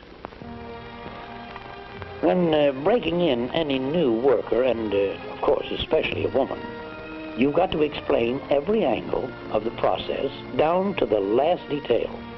And since most of them lack mechanical background, you've got to study every job and subdivide it into simple operating steps.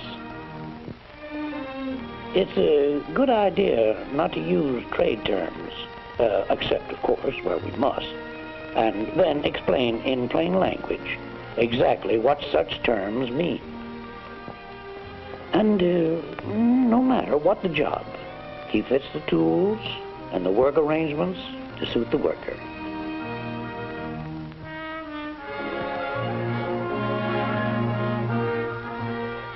Women workers don't mind routine, repetitive work, and they're particularly good on work that requires high finger dexterity or an unusual sense of accuracy. The inspection foreman did a good job of breaking in those girls. He remembered that what's old stuff to you and me is brand new to them. And I was just thinking what a dub I'd be doing something that's old stuff to my wife, but new to me. Well, like baking a pie. How did it go today, Joe? Oh, all right. You troubled about something? No, everything went all right, Molly, but... You know, I had 7 requests for time off today. Well, I guess women don't realize what it means to stick on the job. Maybe they don't. How was your day? Oh, pretty quiet. I did the washing this morning and cleaned the house. And I took Junior to the dentist. Hmm? And did the shopping. I put up 16 jars of jam this afternoon. Then I went to work on Junior's clothes. Joe, I'm sorry supper's late. Nice going, old lady.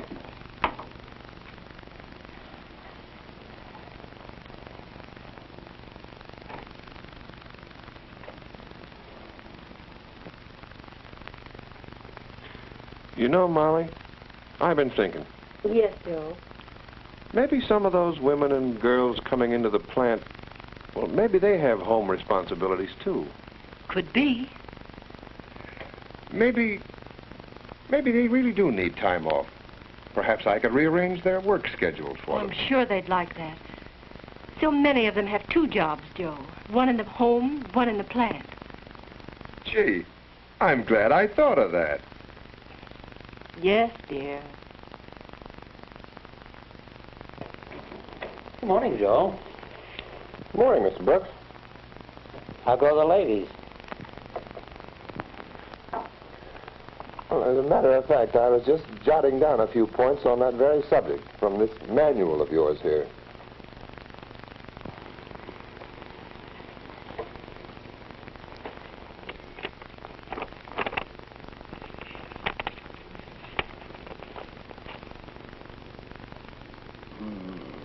Women are individualistic by nature and are apt to make a personal application of any action, rule, or regulation. You're telling me.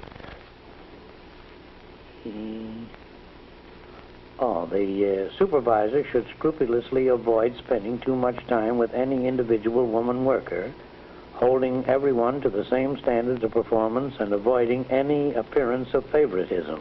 That's a neat trick, if you can do it. Well, Joe, this all boils down to 4 things to remember.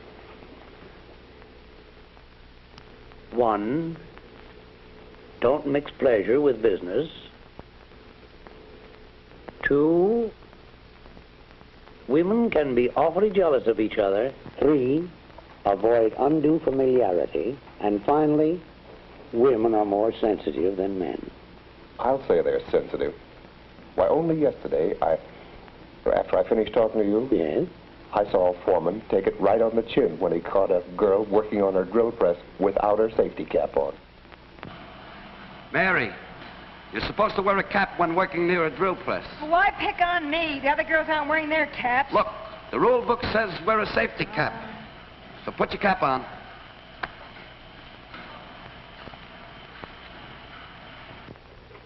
There. You see what I mean? They give you an argument, and a crazy one at that. Yes, a man probably would have kept the argument about himself and not trapped the foreman the way she did. What do you mean, trap him? Oh, Lord bless me. It's an old stunt, Joe. You go after a woman worker on one point, and she switches the issue. Well, why limit that to women workers? Now, the issue was, why wasn't she wearing a cap? Yeah. And she switched him to the fact that the other girls weren't wearing theirs. And all he did was stand on his dignity. A bit stuffily, I might say. Now, if she had been a man, he wouldn't have laid down a safety rule so arbitrarily. You know, Joe, you've got to tell them the why of every rule, particularly women. Now, suppose he had handled it in this way. Mary, your hair was just about 2 inches away from the thrill chuck. And that's why we asked you to wear a cap so that your hair don't get caught. Oh, gee, You see, rules are here to protect you and the other girls working around you. Oh, gee, I saw some of the other girls, and they weren't wearing any caps. Right, but they're not working with machines. They just sit at a bench and assemble things. Nothing dangerous to them or the people nearby. You know, I never thought of it that way before. You have your cap with you, haven't you? Yeah. Okay, I get it. A foreman will always have the eternal feminine to contend with, Joe. You know, jealousy can cause you no end of trouble. Now, avoid spending any more time with one than with another. Ooh, treat them all the same, pleasantly, friendly, but with no favoritism. And above all, avoid undue familiarity. Watch the little things, Joe. The eternal feminine is very conscious of them. And finally, I don't have to tell you not to mix pleasure with business. To all the rules in supervising women, add just one more. Act quickly. Never let a situation get underway. Remember, Joe, we couldn't have won this without the help of the women in this plant.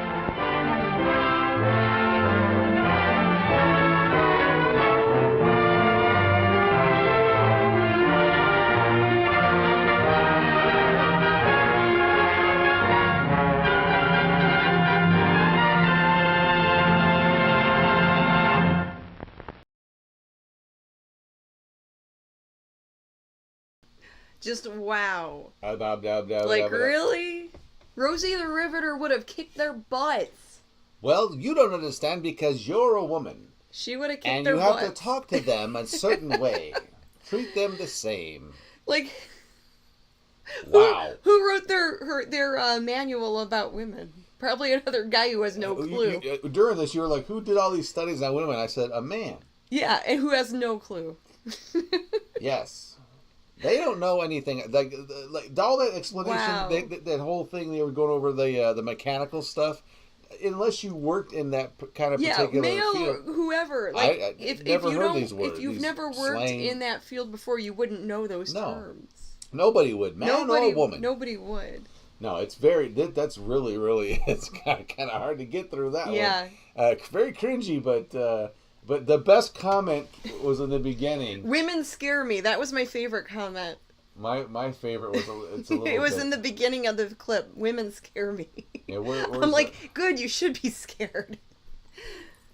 Oh boy, it was like this takes me back to 2025. Oh my goodness. Oh. That was the comment of the night for me. I love it. And I'm trying to go back to see who said that. Anyway, Anyways, a lot of good comments from you guys. Thank you. Oh, it's KB. This brings me back to 2025. Oh boy, spot on. I was looking through short films earlier in the week and found that, and I'm like, whoa. You have to talk. Should we play this? The whole them thing. Sure, let's play it.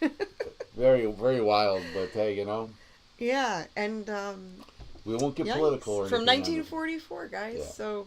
Yeah, we have to kind of keep all of that sort of, if you know, Anyways, so it's one of those things. What do we have coming up next?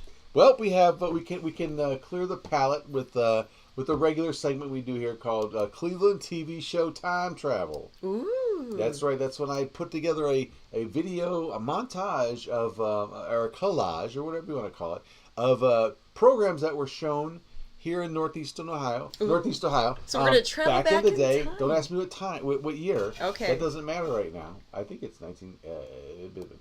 I'll get right here. But, so I put together a visual representation of what was shown on the many horror host programs, movie host programs we had here in Northeast Ohio and Cleveland area back in the 60s, 70s, 80s, and into the 90s. Back before your streaming services. Yeah. Back before everyone had DVD players and VCRs. And I try to find a date that's close to the airing of this show, and this one actually is April 25th. So here we go. Woohoo! We're going to kick it off with the theme song that we do. We're going to the Cleveland TV show Time Travel. That's right. It's Friday, May 25th. Oh, I grabbed the wrong thing. It's ours May. Oh, anyway, May 25th. Let's go. I don't know. Well, anyway, their movie was The Cat Creatures. All right. I don't think I've seen that movie. We've been meaning to look this one up, but we haven't done it. And later on that same channel at 8 all night at 2:30 a.m. was Attack of the 50-Foot Woman. Ooh, baby. Look at her, boy. Anyway, and then, at 4 a.m. on the same channel was Calling Dr. Death with Ron Chaney Jr. Ooh, that's cool. Yeah, they used to show movies all night on Channel 8. This show wasn't hosted, but they did show like 2 horror movies or science fiction movies or whatever after the Houlihan and Big Chuck show.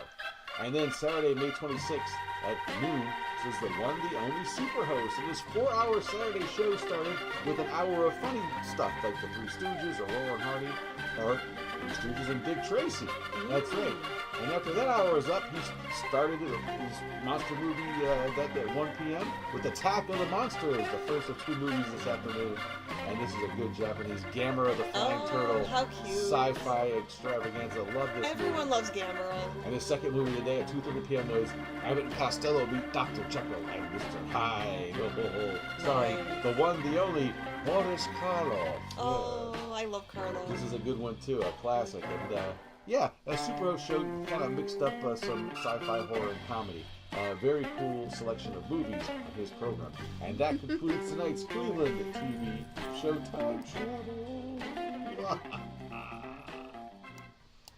Thank you, Grim. How informative. No problem. A blast from the past. Yeah, I thought I had an April show. It was a May show, but whatever. Oh, it's close. We're getting close. Okay, So we're giving away a ceramic Mummy and the Monkey coffee mug to one lucky winner tonight. Down to the prize giveaway segment. Yes. And let's see. My Mummy bucket here is filled with names. When the movies were playing, I was writing down all your names. Wow. So let's we've been watching all these short films. Let's get up and stretch. Do I have to explain to you how to do this, or do you not? Can you handle this part? You don't have to monkey-splain it to me, Grim. Because you know how they are. I know how to host a prize drawing. You know how they are. Okay, anyway. Okay, then.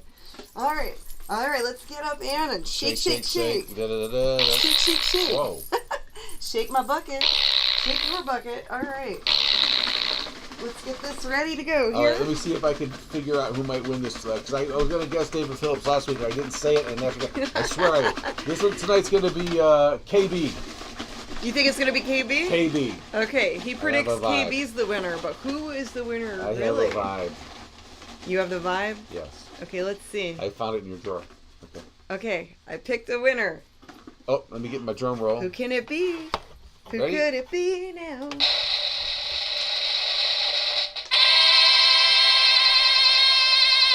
Sorry, KB, it isn't you. Oh.